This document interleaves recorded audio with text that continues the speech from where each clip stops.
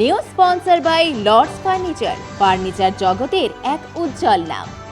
নিজেদের ঘরকে সুন্দর আসবাব দিয়ে সাজাতে আজই আসুন আমাদের প্রতিষ্ঠানে।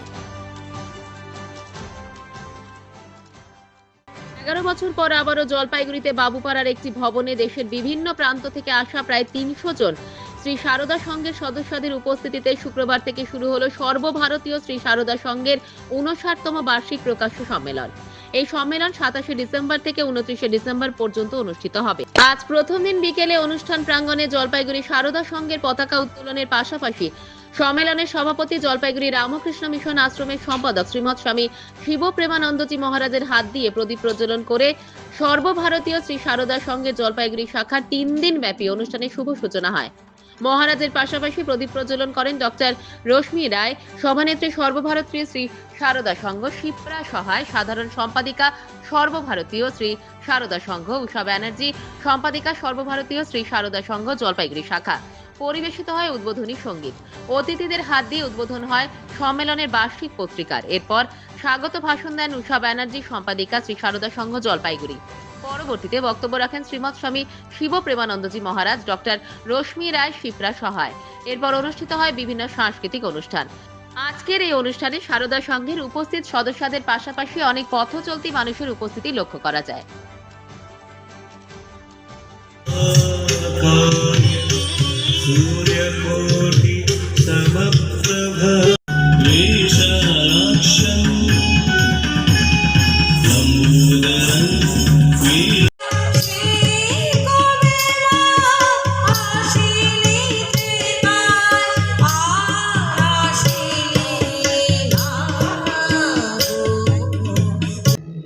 প্রতি বছর মতো এবারে জলপাইগুড়িতে আমাদের সর্বভারতীয় সম্মেলনটা হচ্ছে।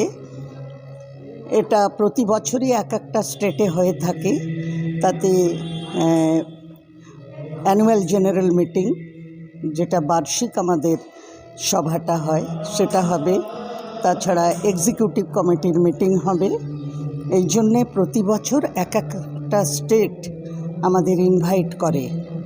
জলপাইগুড়ি ইনভাইট করেছিল, এই সম্মেলনে যোগ দিয়েছে আর পরিশ্রম করে এই সম্মেলনটাকে সফল করেছে। আজকের এই প্রথম দিনে আমরা বুঝতে পেরেছি যে এদের এই সম্মেলন সাকসেস হবে। 3 দিন ব্যাপী এই সম্মেলনটা অনুষ্ঠিত হবে।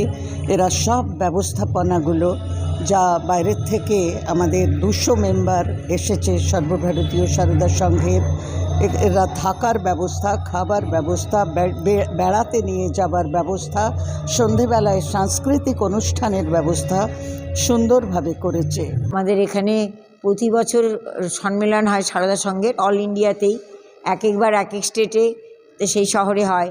এইবার এই ওয়েস্ট বেঙ্গলে, আমাদের এখন এই নর্থ বেঙ্গলের জলপাইগুড়ি শহরে এইবার এই সম্মেলন অনুষ্ঠিত হচ্ছে। আমাদের all India 59th annual conference and convention প্রত্যেক বছরই যে কোনো এক একটা শাখা, আমাদের 69 ওপরে মানে শাখা আছে আর কি, ব্রাঞ্চেস আছে, সেই ব্রাঞ্চগুলোতে অনুষ্ঠিত হয়ে থাকে। এবং এবার আমরা সেটা জলপাইগুড়িতে মানে নেওয়ার জন্য আমাদের যে জেনারেল সেক্রেটারি এবং আমাদের যে প্রেসিডেন্ট, অল ইন্ডিয়ার প্রেসিডেন্ট, তাঁকে অনুরোধ করেছিলাম এবং তারা আমাদের কথা রেখেছেন। আমরা এইটা জলপাইগুড়িতে অনুষ্ঠান করলাম আজকে।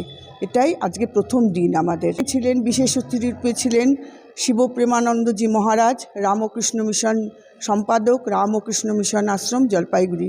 উনি আমাদের এই অনুষ্ঠানের প্রদীপ উজ্জ্বলন করে, পতাকা উত্তোলন করে শুভ উদ্বোধন করলেন। আর ছিলেন বিভিন্ন ব্রাঞ্চের অল ইন্ডিয়ার আর কি সারদা সংঘের আমাদের যে প্রেসিডেন্ট ডক্টর রশ্মি ব্যানার্জি আর রশ্মি রায়, আর ছিলেন হচ্ছে আমাদের সাধারণ সম্পাদিকা অল ইন্ডিয়া সারদা সংঘের শিপ্রা সহায়। এসেছেন আসামের তো অনেক জায়গা থেকে, নাহারকাটিয়া, তারপরে আগরতলা, তারপরে ডিব্রুগড়, বিভিন্ন অঞ্চল থেকে এসেছেন। তারপরে আরও অনেক আছে, উদালবাকড়া, ধোলাই, এ সমস্ত জায়গা থেকে এসেছেন। তাছাড়া এদিকে কলকাতা থেকে এসেছেন, বিধাননগর, তারপরে তোমার ভুবনেশ্বর তো এসেছেনই।